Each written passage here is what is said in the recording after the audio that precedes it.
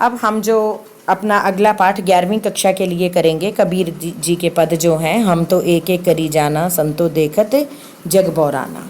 सबसे पहले कवि परिचय के तहत मैं आप लोगों को बताना चाहूँगी कि कबीर जी का जन्म जो है वो 1398 में 1398 में वाराणसी के पास लहर तारा नामक स्थान पर, जो उत्तर प्रदेश में है, हुआ था।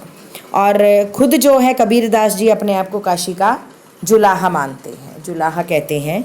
और इनके जो शिक्षा के संबंध में है वो कोई प्रमाण नहीं मिलता। इन्होंने खुद भी कहा है कि मसी कागत छुयो नहीं, कलम गई नहीं हाथ।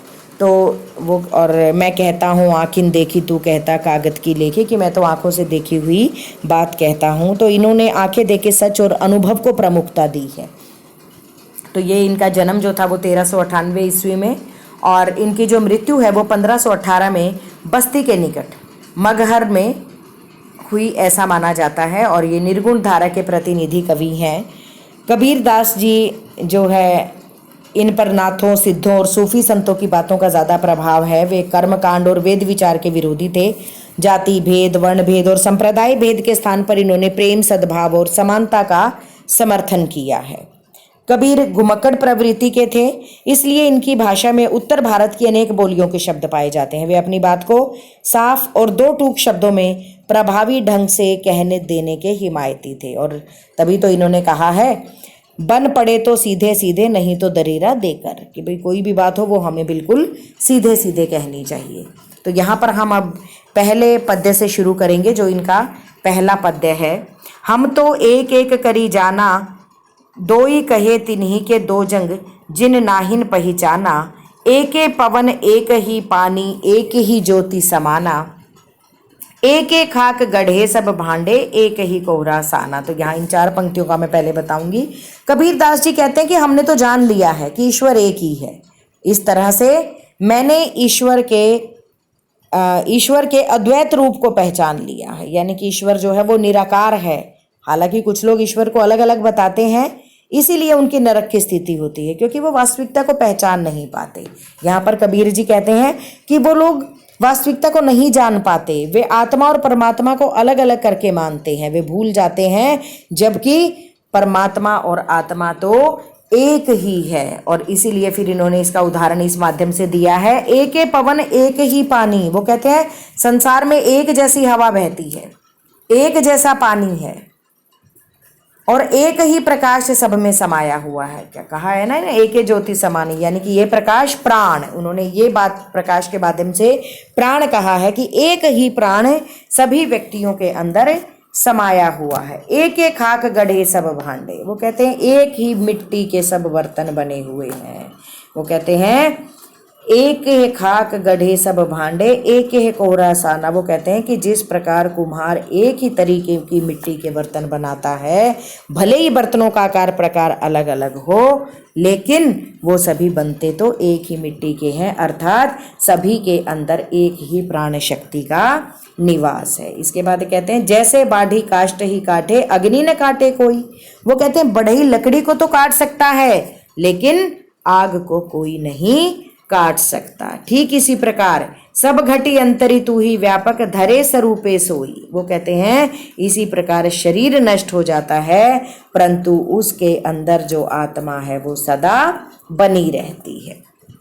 अर्थात परमात्मा प्रत्येक व्यक्ति के हृदय में समाया हुआ है, भले ही उसने कोई भी रूप धारण क्यों न किया हो। अर्थात कबीर जी कहना चाहते हैं कि परमात्मा कण कण में व्याप्त है। फिर कहते हैं माया देखी के जगत लुभाना, काहे रे नर गरबाना। वो कहते हैं ये संसार माया के जाल में फंसा हुआ है और वही संसार को लुभाता है, इसलिए मनुष्य को किसी भी बात को लेकर घमंड नहीं करना चाहिए। साफ साफ इन्होंने कहा है कि मनुष्य, ये संसार माया के जाल में फंसा हुआ है और इसी माया के चक्कर में वो अभिमान करके घूमता है, लेकिन वास्तव में मनुष्य को कभी भी घमंड नहीं करना चाहिए। निर्भय भया कछु नहीं व्यापे, कहे कबीर दीवाना। कबीर जी क्या कहते हैं अंत में, कि जब मनुष्य निर्भय हो जाता है तो उसे कोई भी चीज़ें नहीं सताती है। वो कहते हैं मनुष्य निर्भय कब होता है, जब वो ईश्वर का दीवाना हो जाता है। अर्थात वो अपने बारे में भी यही कहते हैं कि मैं तो निर्भय मनुष्य हो चला हूँ, मुझे किसी प्रकार का कोई चिंता नहीं, कोई डर नहीं, मैं निर्भय हो गया हूँ क्योंकि मुझे तो परमात्मा की लगन लग गई है। और इसीलिए जब कोई व्यक्ति को परमात्मा की लगन लग जाती है, वो उसकी भक्ति में लीन हो जाता है, तो उसे किसी प्रकार का कोई डर नहीं रहता। इसके बाद अगला जो हमारा है, संतो देखत जग बोराना, साच कहो तो मारन ध्यावे, झूठे जगपति आना। कबीरदास जी व्यक्तियों को संबोधित करते हुए कहते हैं कि देखो ये संसार पागल हो गया है, बोरा गया है, पागल हो गया है। जो व्यक्ति सच बातें बताता है उसे मारने के लिए दौड़ता है, और जो झूठ बोलता है उस पर विश्वास कर लेता है। तो देखिए कैसा समय आ गया है। फिर कहते हैं, नेमी देखा धर्मी देखा, प्रात करे स्नाना। वो कहते हैं, हिंदुओं के बारे में वो कहते हुए कहते हैं कि मैंने ऐसे बहुत से लोग देखे हैं जो नियमों का पालन करते हैं, धर्म के अनुसार अनुष्ठान आदि करते हैं, सुबह उठकर स्नान करते हैं, वे अपनी आत्मा को मारकर पत्थरों को पूजते हैं, आत्म मारी पखान ही पूजे, उनमें कछु नहीं ज्ञाना। वो कहते नेमी धर्मी है भैया, पूरा काम करते हैं, सुबह प्रातःकाल उठते हैं, नहाते हैं, परमात्मा का नाम लेते हैं, आसन बिछाते हैं, पर वो क्या कहते हैं कि वो अपनी आत्मा को मारकर इन सभी नियमों का पालन करते हैं। वो अपनी आत्मा को मारते हैं और पत्थर पूजते हैं, यह वे आत्मचिंतन नहीं करते। यहाँ पर ऐसा क्यों कहा है कबीरदास जी ने? क्यों? क्योंकि कबीरदास जी ये कहते हैं कि लोग आडंबरों में ज़्यादा यकीन करते हैं, दिखावा ज़्यादा करते हैं, लेकिन जब कहीं पर भी सत्य की बात आती है तो वो लोग पीछे हटने में ज़रा सी भी देर नहीं लगाते। फिर कहते हैं, बहुतक देखा पीर ओलिया, पढ़े किताब कुराना। वो कहते हैं कि उन्होंने मुसलमानों के विषय में भी कबीर जी ने कहा है, यहाँ पर उन्होंने कहा ऐसे अनेक पीर और औलिया देखे हैं जो कुरान का नियमित पाठ करते हैं, वे अपने शिष्यों को तरह तरह के उपाय बताते हैं।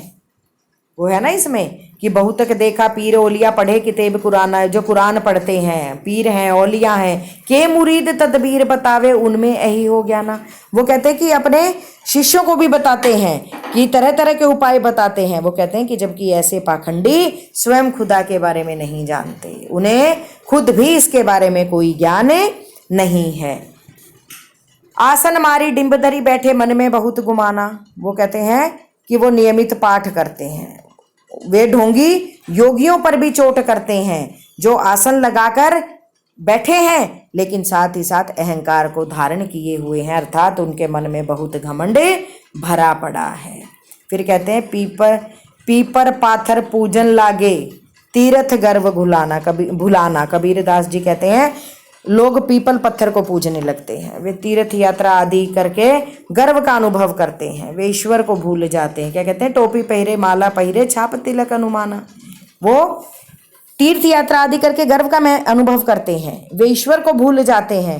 और कुछ लोग टोपी पहनते हैं, माला धारण करते हैं, माथे पर तिलक लगाते हैं, शरीर पर छापे बनवाते हैं। कैसे छापे भाई? कोई राम के नाम के, कोई रहीम के नाम के। और वे साखी और शब्द को तो गाना ही भूल गए हैं। जी हाँ, साखी और शब्द जो है वो कबीर जी द्वारा लिखित हैं, और इन्होंने जो बीजक और ग्रंथावली से पूर्व जो मैंने आपको बताया था तो इनके पद उसमें संकलित हैं। वो कहते हैं वो ये साखी और शब्द चीज़ें तो भूल गए हैं, वे अपनी आत्मा के रहस्य को ही नहीं मानते। तो इन लोगों को तो केवल और केवल सांसारिक जीवन पर ही घमंड है। वो क्या कहते हैं, और इसके बाद भी आगे जो है कि भाई इतना लिखा हुआ है, साखी शब्द ही गावत भूले, आत्म खबरी न जाना। वो कहते हैं वो साखी भी भूल गए हैं, शब्द भी भूल गए हैं, ये गाना भूल गए हैं और अपनी आत्मा की खबर को ही नहीं जानते। हिंदू कहे मोहि राम प्यारा, तुर्क कहे रही माना। वो क्या कहते हैं, हिंदू क्या कहता है कि भैया मेरे को तो राम प्यारे हैं, मैं तो राम को मानता हूँ, और तुर्क रहीम को, और तुर्क जो है वो रहीम को अपना कहते हैं कि हमारा तो केवल और केवल रहीम है। आपस में दो लरी लरी मुँहे, मर्म ने काहू जाना। वो कहते हैं दोनों के दोनों समूह जो है वो आपस में अपने ईश्वर को श्रेष्ठ बताने के चक्कर में लड़ लड़ कर मर जाते हैं, लेकिन इनमें से किसी ने भी ईश्वर की सत्ता के रहस्य को अभी तक नहीं जाना है। फिर कबीरदास जी क्या कहते हैं, घर घर मंत्र देत फिरत है। अथवा इससे पहले मैं बता देना चाहूँगी कि यहाँ पर ईश्वर के रहीम कबीरदास जी के कहने का अभिप्राय है कि परमात्मा तो केवल एक ही है। लोगों ने अपने आधार पर ये जाति पाति बनाई हुई है। हिंदू और मुसलमान का जो भेद करते हैं, वास्तव में वो लोग अज्ञानी हैं। वो ईश्वर के सच्चे भक्त कभी भी नहीं हो सकते। घर घर मंत्र देत फिरत है महिमा के अभिमाना। वो कहते हैं समाज में पाखंडी गुरु घर घर जाकर लोगों को मंत्र देते फिरते हैं। उन्हें सांसारिक माया का बहुत ज्यादा अभिमान है। वो सोचते हैं कि महिमा तो केवल और केवल हमारे ऊपर ही है, प्रभु की जो कृपा है वो केवल हमारे ऊपर ही है। वो अपने आप को ही सर्वे सर्वा समझने लगते हैं। गुरु के अहित सिक्खे सब बूढ़े अंतकाल पछिताना। वो कहते हैं ऐसे गुरु भी और शिष्य भी वो सब अज्ञान में डूबे हुए हैं। लिखा है ना गुरु के सहित सिक्खे। यहाँ पर गुरु के साथ साथ वो जो उनके शिष्य भी हैं वो भी अज्ञान में डूबे हुए हैं और इन सब को अंतकाल में पछताना पड़ेगा। यहाँ पर इन सबको अंतकाल में पछताना पड़ेगा। कबीरदास जी कहते हैं, कहे कबीर सुनो हो संतो ई सब धर्म भुलाना, केतिक कहो कहा नहीं माने, सहजे सहज समाना।